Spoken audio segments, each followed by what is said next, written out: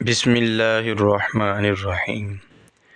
يا بني إسرائيل اذكروا نعمتي التي أنعمت عليكم وأني فضلتكم على العالمين.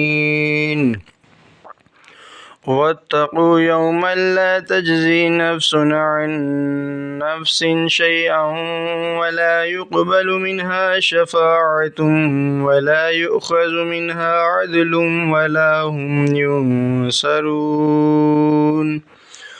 وإذ نجيناكم من آل فرعون يسومونكم سوء العذاب يذبحون أبناءكم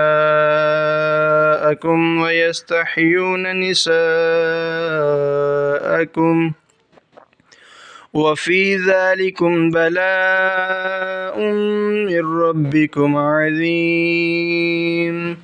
وإذ فرقنا بكم البحر فأنجيناكم وأغرقنا آل فرعون وأنتم تنظرون.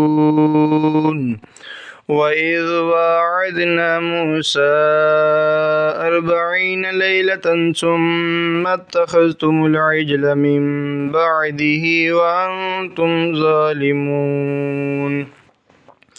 ثم عفونا عنكم من بعد ذلك لعلكم تشكرون. وإذ آتينا موسى الكتاب والفرقان لعلكم تهتدون.